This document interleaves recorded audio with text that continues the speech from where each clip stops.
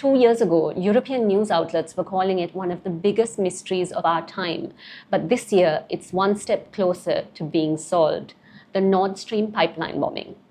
In September 2022, few months after the Ukraine-Russia conflict had begun, a series of underwater explosions ruptured 3 of the 4 Nord Stream natural gas pipelines in the Baltic Sea. Danish, Swedish, and German authorities concluded that it was a deliberate attack.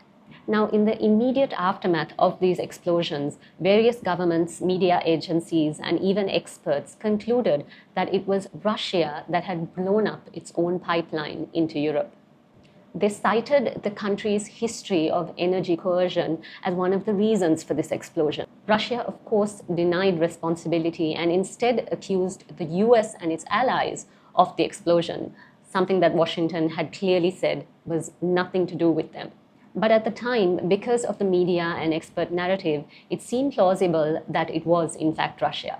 But subsequent investigations by German authorities and intelligence reporting, including those that have taken place this year, have now found evidence suggesting the involvement of Ukrainian military individuals and are now trying to determine if, in fact, the whole attack was planned by the Ukrainian state. But this story is important not because it's closer to being solved, but because if we go back to 2022 in its unsolved state, it highlights how narrative creation in media can sometimes provide a reality to which many audiences may subscribe to, even though that reality is lacking in facts, data, and clarity. It's a really great example of the ethics involved in the consumption of media. This story is still developing.